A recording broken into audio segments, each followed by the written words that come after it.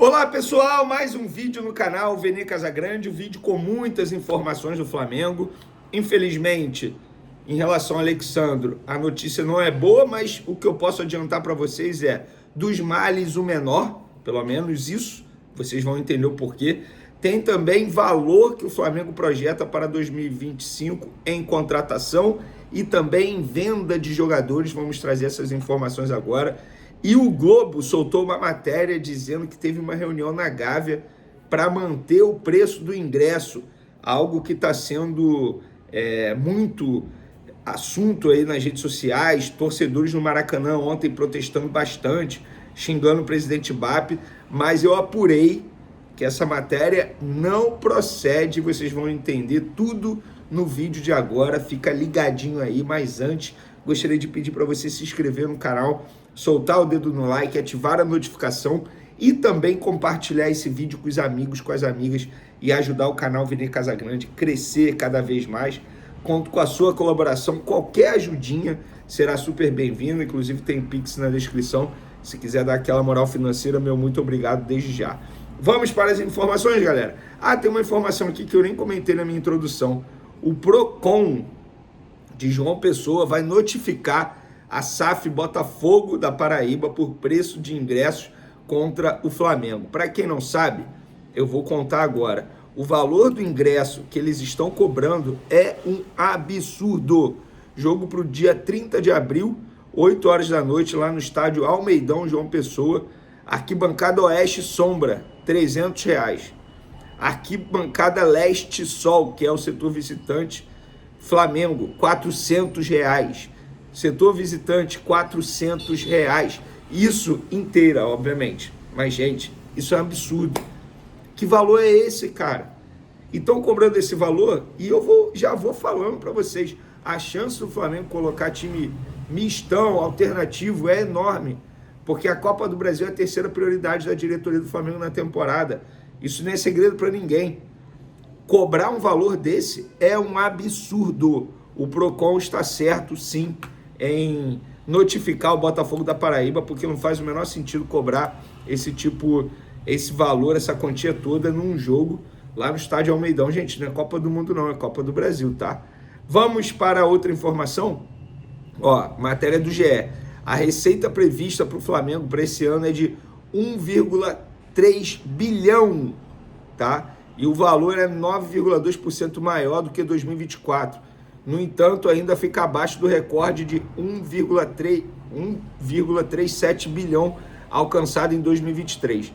O Flamengo vem de 3 anos consecutivos batendo mais de 1 bilhão em receitas. E a previsão é terminar a temporada com 106,9 milhões no fluxo de caixa.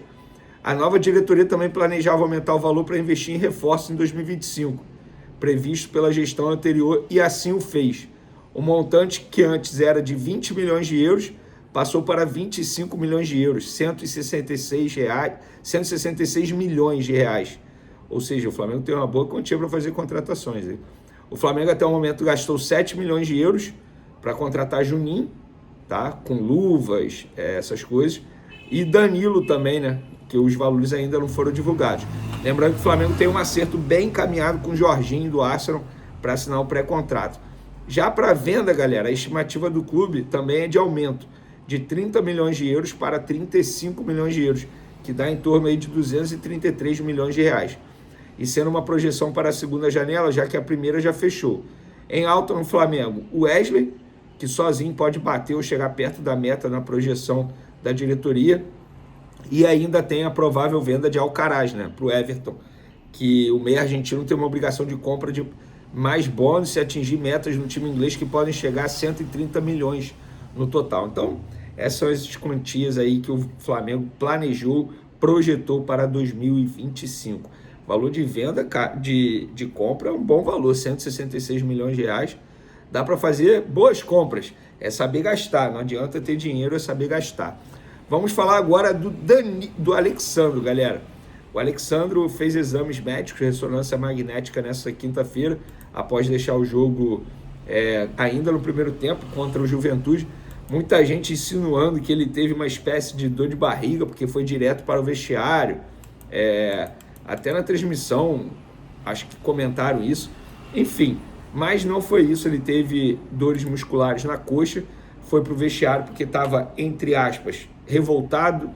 Usaram outra palavra, mas eu não vou usar aqui no vídeo, obviamente, por respeito a vocês, mas ele estava revoltado por conta dessas dores, e aí ele fez exame.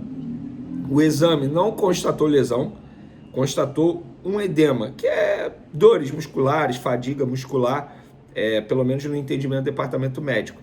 Então ele ainda sente dores no local, uma certa fadiga, e ele está provavelmente fora do jogo contra o Vasco nesse sábado, sendo preparado para o jogo extremamente importante pela Libertadores na terça-feira contra a LDU fora de casa, na altitude de Quito. Então, dos males o menor, não teve lesão, porque o Alexandre sofreu já com lesão muscular nessa temporada e é um jogador, cara, acima da média. Quando ele está na lateral esquerda do Flamengo é outra história.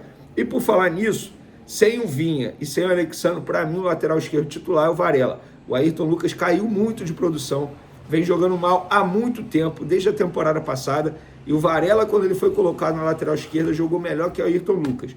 Não me venham com essa. Se ele botar o Varela, ele perde o grupo. Não perde, não. Não perde o grupo, não. Porque o grupo viu que o Flamengo rendeu mais com o Varela na lateral esquerda do que com o próprio Ayrton Lucas. Então, eu colocaria o Varela na lateral esquerda. Boa pergunta. E vocês colocariam quem? Agora vocês são os treinadores. Você é o Felipe Luiz, tem Ayrton Lucas e Varela à disposição para a lateral esquerda. Ayrton Lucas é lateral esquerdo de ofício. O Varela lateral direito, mas quando quebrou o galho na lateral esquerda em 3 ocasiões, foi muito bem, obrigado. E agora? Vocês vão escalar a lateral esquerda do Flamengo contra o Vasco da Gama. Vamos falar agora do Danilo, galera, porque o Danilo ontem na Zona Mista, ele foi questionado sobre o baixo público contra o Juventude e ele disse: o Flamengo é uma questão cultural, é muito mais legal jogar com o Maracanã cheio. O Flamengo é do povo, espero que essa situação possa se resolver da melhor maneira possível. Eu não faço ideia de como, mas espero que a nossa diretoria encontre um caminho bacana para que o Maracanã fique cheio o maior número de vezes possível. E aí, isso aí é um assunto que é muita polêmica. Ontem mesmo falei no meu vídeo anterior que eu acho que deveria achar um meio termo, diminuir o valor, porque é muito feio o Flamengo jogar para apenas 31 mil pessoas no Maracanã presentes, porque pagantes foram 28 mil, 2 setores fechados. E hoje, o Lauro Jardim publicou em seu blog no Jornal o Globo, em reunião com o vice-presidente de marketing do Flamengo, Ricardo Henriques, nesta quinta-feira, Luiz Eduardo Batista, o BAP, comunicou que não vai diminuir o preço dos ingressos e que setores vazios continuarão fechados ao público. Gente, eu apurei, tá? Vou ser bem sincero, eu apurei com uma fonte muito boa no Flamengo. Essa reunião não existiu. O Ricardo, inclusive, tá viajando com a família. Ele não tá nem no Rio de Janeiro, ele nem sequer esteve a Gávea hoje. Não sei se o BAP teve, mas o Ricardo nem a Gávea foi hoje, essa reunião não teve. O valor dos ingressos contra o Corinthians, dia 27, próximo jogo no Maracanã, serão mantidos, não vão sofrer alterações nem para cima nem para baixo, valores serão mantidos, mas não teve essa reunião. Essa reunião não teve. Inclusive, a pessoa que me passou essa informação trouxe até um bastidor, cara, dizendo que, peraí, eu vou ler aqui exatamente o que ele disse. Globo batendo exageradamente no preço dos ingressos. Estão pé da vida por conta da Libra e da nossa contestação ao contrato de transmissão dos jogos. Olha alguns públicos da Libertadores de 81. Aí mandou aqui, jogou para 7 mil pessoas na Libertadores de 81, mas o Maracanã tinha 150 mil lugares. Agora acho 55 mil pouco. Gente, eu acho pouco, tá? Eu acho pouco, pelo visto, no entendimento de algumas pessoas do Flamengo. Saiu essa matéria por conta dessa guerra nos bastidores entre Flamengo, Globo, Libra. Isso é um assunto que vai dar pano para manga. Mas o que eu posso garantir para vocês é que essa reunião não teve do BAP com o Ricardo.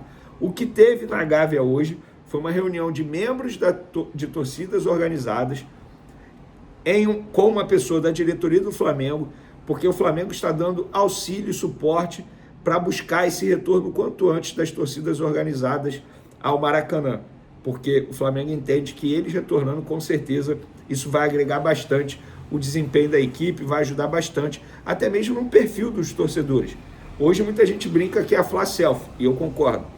Eu estava no Maracanã, Flamengo e Central Córdoba. Flamengo tomando de 2-0 no intervalo e as pessoas fazendo live, jogando no celular, isso não existe, entendeu? Então, essa reunião não teve, mas os valores dos ingressos contra o Corinthians serão mantidos. Resta saber pro decorrer da temporada, tá bom?